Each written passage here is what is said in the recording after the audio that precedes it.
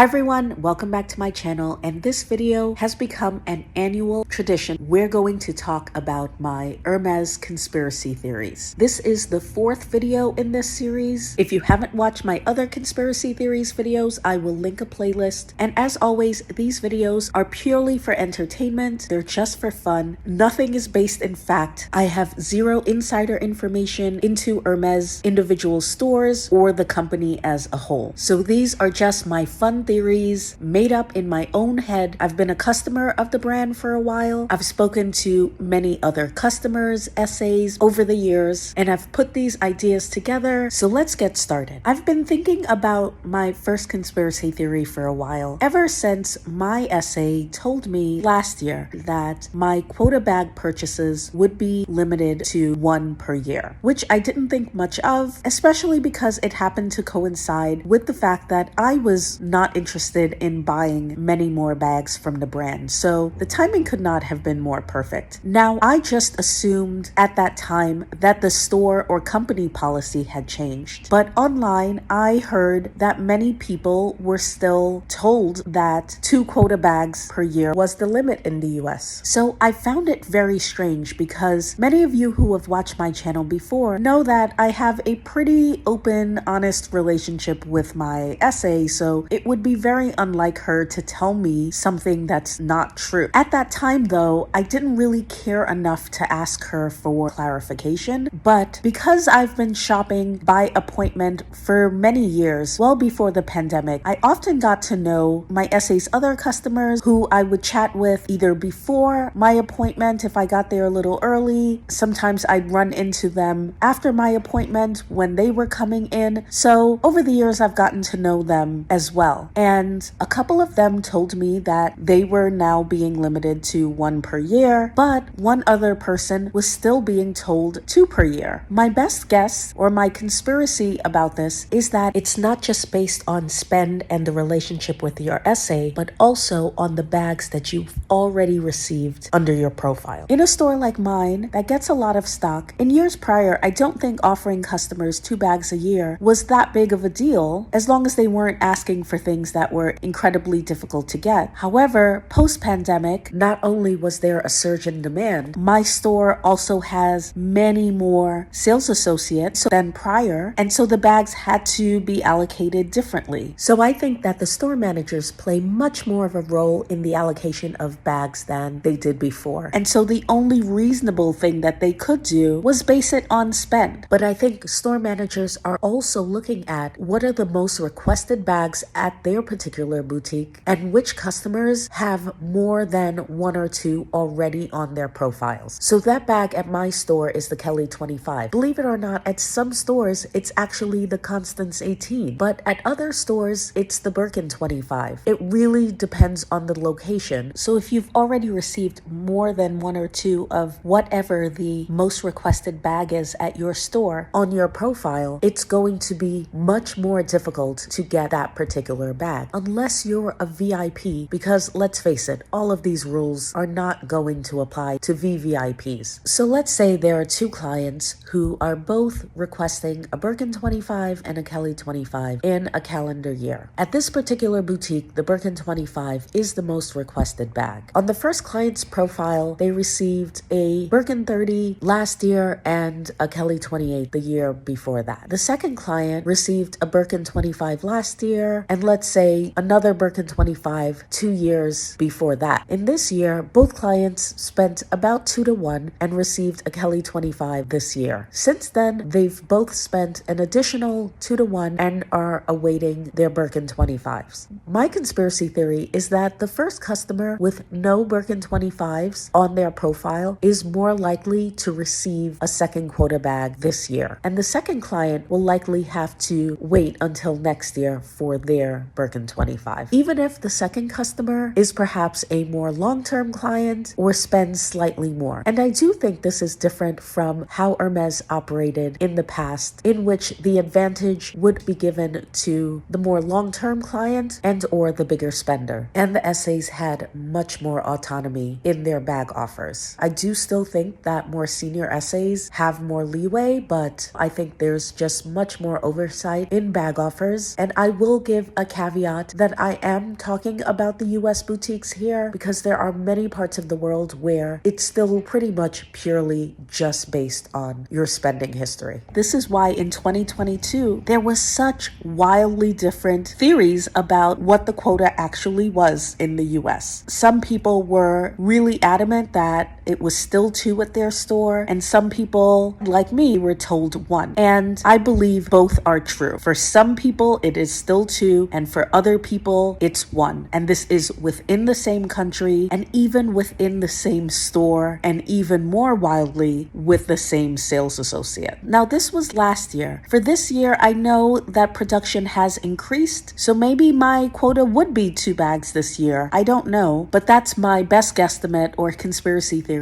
about the quota confusion last year. My next conspiracy theory is an expansion of a theory that I started to talk about in my last conspiracy theories video. And you guys blew up my DMs because you were so mad at me when I said this. And that was when I talked about the crafty way that I thought Hermes was using influencers to promote the brand without gifting bags, but making it much easier for influencers to get bags. My DMs blew up after that video. I will give kudos to my subscribers because I rarely get any negative feedback in my comments. So if you guys have something not nice to say to me, 99% of the time you will do it via the DMs. And boy, did you. And this is just an aside. Just because I had this theory about Hermes doesn't mean I don't love the brand. I think you guys can all agree that I'm a true lover of this brand, and I love many different aspects of the brand, not just the bags. But just because I like and enjoy a brand doesn't mean that I can't critique the brand or recognize that the brand is a business and one of their main objectives is to make money. And they are adjusting their business practices to the current climate that we live in. So I stand by my original conspiracy theory when I said that I believe Hermes in France engages in unconventional organic influencer marketing. You can watch that video to see exactly what I meant by that. A lot of the angry messages that I got were because you felt that I was being unfair to Hermes and you thought a company as prestigious and exclusive as Hermes would never devalue and lower itself enough to use influencers to promote the brand. And moreover, you guys didn't feel that Hermes needed any help from influencers. Now, it's been over a year and a half since I filmed that video, and not only will I stand behind what I said about influencers receiving special privilege in France, I'm going to double down and say that I think that the influencer privilege has reached the US. I did mention in that video that I was only really seeing evidence of this in France, but I now feel that this has come to the US and there are influencers in the US now that are benefiting from a similar type of privilege that was only seen in France before. And I think part of the reason is that Hermes has hired many younger social media savvy essays that are much more cognizant of influencer culture and frankly who even recognize who these influencers are. So I do think the difference is in France it seems much more of a corporate /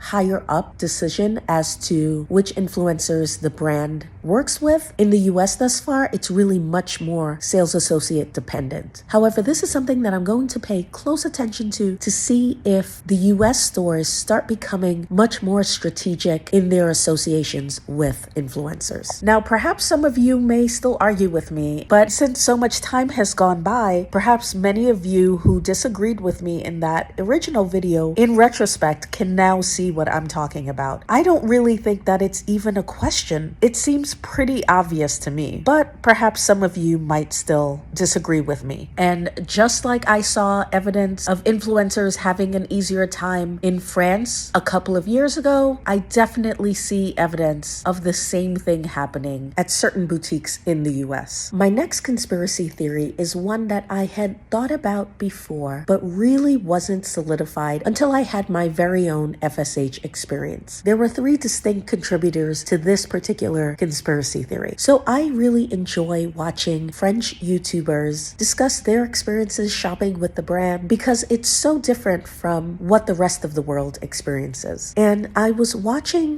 one YouTuber's video about a year ago. I forget her name offhand, but I will insert it, where she shared her experience of being offered a special order. And it was such a casual process. They didn't have what she wanted, so a special order was given as an option. And I've seen that experience repeated on a couple of other French channels. It just seems to be much less of a rarefied honor and much more of a casual process than we experience here in the US. The second contributing factor was that I ran into one of my SA's other clients when I took one of my Kellys in for repair at the end of last year, and she was carrying a beautiful Birkin 25 SO, and I complimented her on that bag. I assumed that she had gotten this SO from our boutique with our SA because she had gotten several SOs in the past. She corrected me and said that she got it at one of the boutiques in France where she also has an SA, and she let me know that she hadn't been offered an SO slot from our SA in quite some time, which was surprising to me because she's a very big spender. So hold on to that piece of information because we'll come back to it later. But she also let me know that over the years, she's placed several special orders in France because many times when she goes, they don't have a bag that she wants. So again, it sounded very similar to the experience of French locals with the special order process. Not really so much of an honor, but more of a wish fulfillment. Now, the final factor that contributed to this conspiracy theory is what I saw while I was waiting for my very own leather appointment at FSH. As promised, I will make a whole video on that experience and the kind of bizarre way that I got that appointment in the first place, and let you know all of the wild things I saw while I was there. But in any case, because I got my appointment in such an unconventional way, I had to wait for over an hour. So I got to witness many other people having their leather appointments, and 2 people were offered SOs while I was waiting. I'm not sure the details around the first one, other than I saw the mock-up of the bag on an iPad, but that appointment was completely in French. I have no idea what they were saying throughout the appointment, but it seemed to have ended with an SO. The second appointment that I witnessed was a couple. They were shown a bag. It was not a Quota bag. The woman turned it down. Again, it was all in French, but I could deduce what was happening by what I was seeing. And then again, towards the end of the appointment, I saw the iPad with that special software with a mock-up bag come out, and the woman seemed very happy that she was going to get the bag that she wanted. Now, at the end of the appointment, the SA went to the back to put away the box of one of the rejected bags, and the couple started to speak in what I initially thought was Italian, but then I realized I could understand what the woman was saying because she was actually speaking Spanish, but the intonation sounded very Italian. I think she was Argentinian, and my hunch was correct. She did do an SO. So of course, nosy me, when they were getting ready to leave, I congratulated her on her SO, and she said, yeah, they don't really have much right now, so I had to make an a la carte bag. So once again, this was nothing like my special order experience in the US, where I was offered the appointment ahead of time. It was a very big deal. I came in specifically for my special order appointment, but this seemed more like, yeah, sorry, we don't have what you want, but you can order it if you really want to. So this pattern just leads me to believe that the special order experience in France versus the US is night and day, and it is a much more casual wish fulfillment process at the French boutiques for locals, but also for their established customers. Now, speaking of special order bags, my next conspiracy theory has to do with how special order bags are being allocated in the US. For many, many years, this was a reward that was given to well-established, high-spending American clients. Of course, there were always exceptional experiences of someone being randomly offered the ability to do an a la carte bag, but for the most part, that was very much the case. The problem with that system is that essentially it was pretty much the same people over and over again being allowed to make special order bags. And so very few people ever got to experience the special order process. These same people have been the backbone of this brand. Some of them are fabulously wealthy people, and others were just long-time consistent customers. And these types of customers have been repeatedly rewarded frustrated with special order bags. I think Hermes figured out at some point that while of course they appreciate these customers, they can't continue to build their business model around this type of clientele. They have to attract a new generation of long-term clientele. And I'm not referring to the one-off customers who follow Minnie Kelly hashtags on IG and TikTok, who are prepared to drop 30 grand in a very short period of time, get a Minnie Kelly, and will quickly move on to whatever the new hot trendy item is. I don't think Hermes is trying to reward that type of younger client with a special order. But one of the ways that I do think they're trying to attract a younger, long-term client base in the US that will still be shopping with the brand 30 years from now is by democratizing the special order process. I think this new generation is nowhere near as loyal as past generations. I think that they are trying to promote loyalty in this new generation by offering them the opportunity to create special orders. As someone who has recently placed a special order, it was indeed that, a very special experience. And of course, I always loved the brand, but that experience